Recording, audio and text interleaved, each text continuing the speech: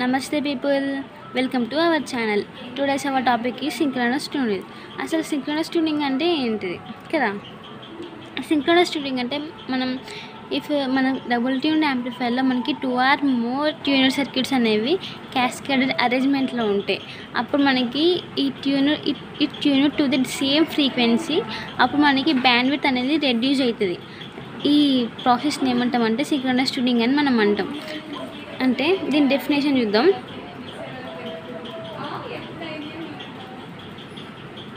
Definition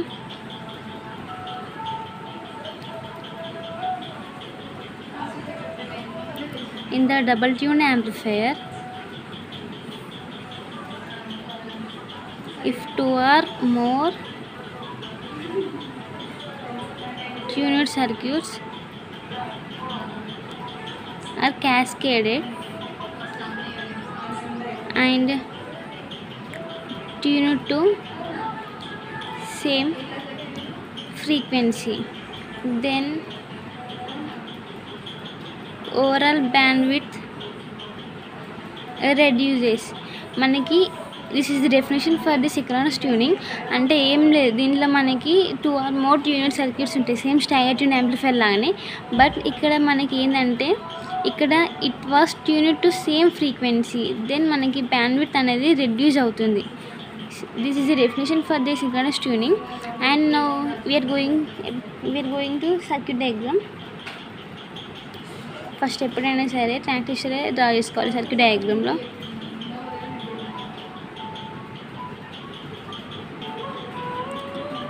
and this is the circuit diagram for synchronous tuning amplifier.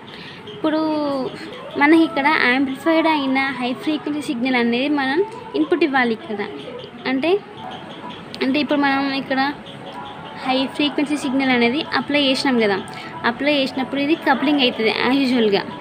దీంతో మనకి ఇక్కడ first circuit ఉంది కదా, first tuner circuit C1 and L1 అనేది ఏం చేస్తుందంటే it tune to the input signal frequency. At this condition మనకి ఏమవుతుందంటే the tuner circuit off high importance to the signal to the frequency. Consequently మనకి ఇక్కడ output అనేది మనకి లార్జ్ ఉంటుంది.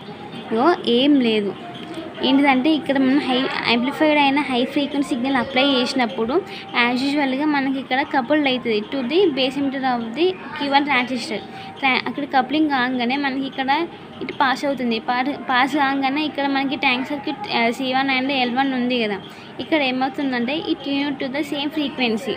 అంటే ఈ ట్యూన్ ఇక్కడ మనం అప్లై చేసిన ఈ ఇన్పుట్ సిగ్నల్ ఉంది కదా, దీనికి ఇది ట్యూన్ అవుతుంది. ట్యూన్ కాగానే ఎట్ దిస్ కండిషన్ మనకి ఇక్కడ ఏమవుతుందంటే అవుట్పుట్ C1 అండ్ L1 దగ్గర మనకి అవుట్పుట్ అనేది లార్జ్ ఉంటుంది. తర్వాత మనకి ఇక్కడ ఈ వచ్చిన లార్జ్ అవుట్పుట్ అనేది ఏమవుతుందంటే బై ది మ్యూచువల్ ఇండక్షన్ మనకి ఇది L2 C2 అనేది కపుల్ అవుతుంది. నెక్స్ట్ ఇక్కడ మనకి ఈ ట్యాంక్ సర్క్యూట్కి ఇక్కడ ఈ వచ్చిన అవుట్పుట్ అనేది అదేంటి కపుల్ కాగానే మనకి అవుట్పుట్ RL దగ్గర మనకి అవుట్పుట్ అనేది విజిబుల్ అవుతుంది. అంటే అవైలబుల్గా ఉంటుంది RL లోడ్ దగ్గర.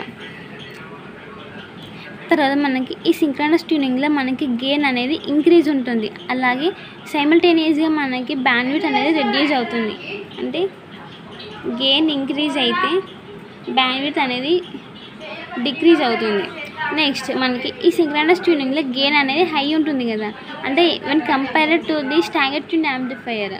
అంటే స్టాగర్ ట్యూన్ యాంప్లిఫైయర్తో కంపేర్ చేసుకుంటే మనకి ఈ సింక్రోనస్ ట్యూనింగ్లో గెయిన్ అనేది హై ఉంటుంది. And when it is compared to single tune amplifier the bandwidth అనేది నారో ఉంటుంది దీంట్లో. అంటే it gives narrow bandwidth when compared to single tune amplifier. And this is the about synchronous tuning amplifier. And video కనుక నచ్చితే like చేయండి, share చేయండి, subscribe చేయండి.